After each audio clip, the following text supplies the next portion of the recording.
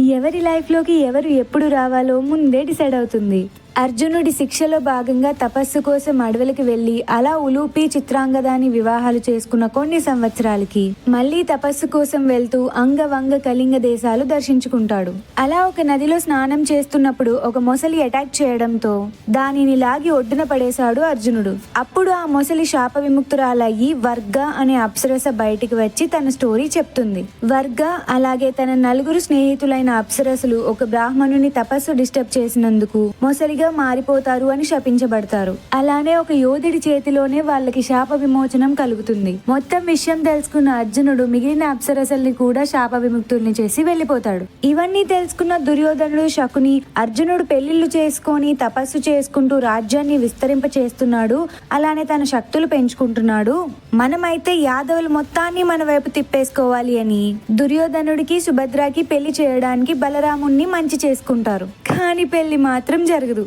అది ఎలానో తెలియాలంటే ఫాలో ఫర్ నెక్స్ట్.